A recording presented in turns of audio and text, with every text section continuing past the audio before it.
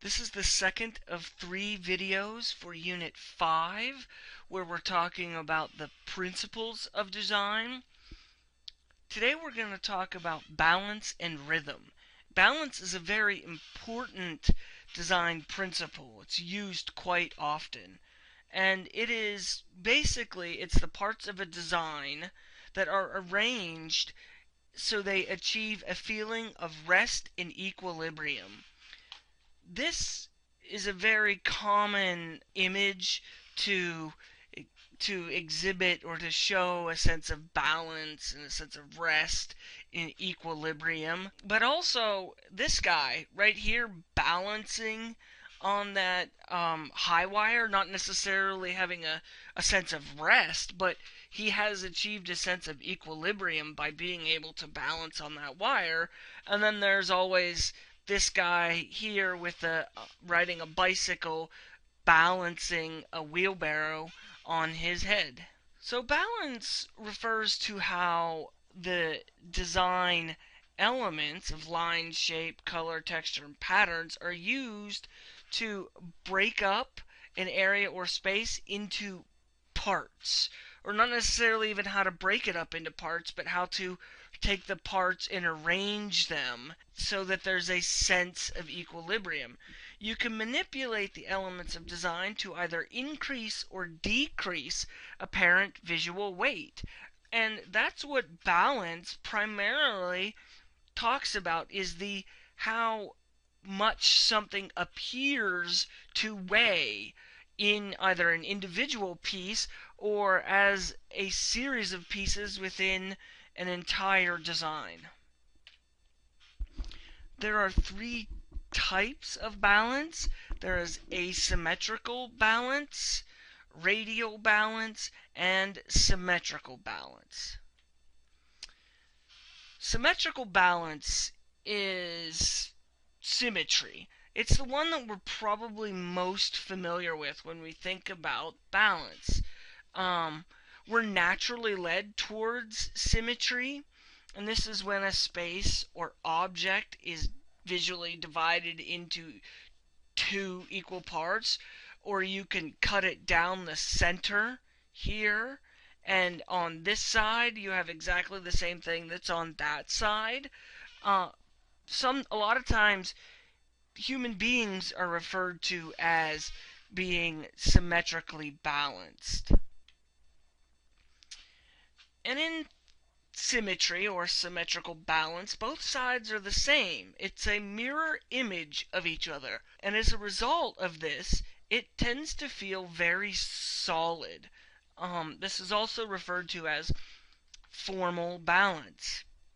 This Taj Mahal, image of the Taj Mahal, is a perfect example of that, where it is perfectly symmetrical. You can cut it down the center, and this is a mirror image of the other side, and it feels very formal and very solid and balanced. This circular image is the same thing. You can cut it in half right here, or in any point along the central axis of this circle, and you have the exact same thing on both sides.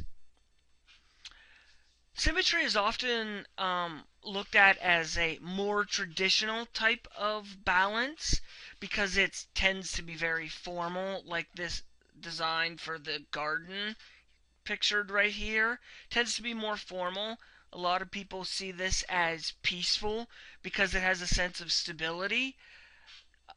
However, I'd like to show an image here of this is not a traditional type of symmetry, but it is a very contemporary take on symmetry, but it still has those same stable and peaceful sensibilities about it. The second type of balance is asymmetrical balance. This is where the design, it has balance, or has the perceived visual weight seems to be equal on all sides, but they're really not the same. This dress right here. It has a sense of balance. It feels like this element has the same weight. Like it appears to be heavier because the grid pattern is larger than this. But because of that, and that it's split on an angle, it seems to have a sense of balance. This house, these three parts are not equal, they're not the same, but because they all three of them are about the same size and the way that it's arranged and the placement of the windows, it seems to have a sense of balance. Asymmetrical balance can be achieved by having things of different size, different weight, different shape, or different color, as exhibited in this image. Different textures here, different forms, different sizes. Asymmetry, a lot of times, but not always, a lot of times can be very subtle. The fireplace itself is symmetrical, but the image as a whole is asymmetrical because you have candles in a little angel here and you have a little clock over on that side. This is not subtle asymmetry, but it has a sense of informality about it. It's definitely very interesting, and to achieve a sense of asymmetry that has balance, it definitely requires more thought and imagination. The third basic type of balance is radial symmetry. And what radial symmetry is, that all elements come from or radiate from a central point. This, because everything comes from the center, that creates an immediate focal point. I'm showing an image here of, it's called the Petronas Towers in Kuala Lumpur, Malaysia.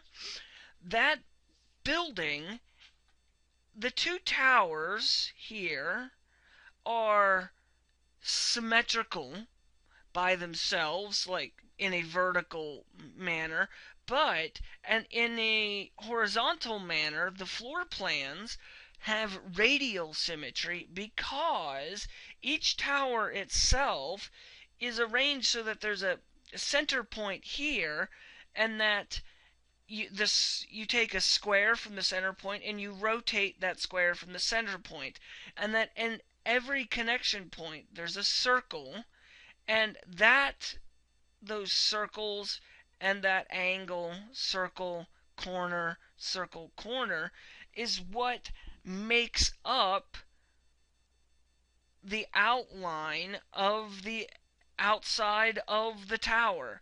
So that's how it gets its form, is from the beginning of the central radial point.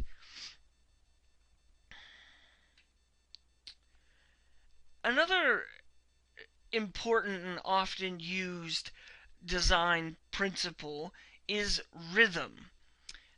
Rhythm generally has to do with some kind of sense of movement throughout the design or through a design element. There are three general types of rhythm. They are repetition, gradation, and transition. Repetition is just a repeating element over and over and over again. And by repeating the element over and over and over again, that creates a sense of rhythm. Now you can repeat color, pattern, texture, light, form, shape, all kinds of things. And when you are repeating these things, it can tend to move your eye along the design or along the pathway, like in this Buddhist building, this Buddhist monastery. These columns are repeated, and those yellow elements are repeated over and over and over again, and that helps to draw your eye along the pathway.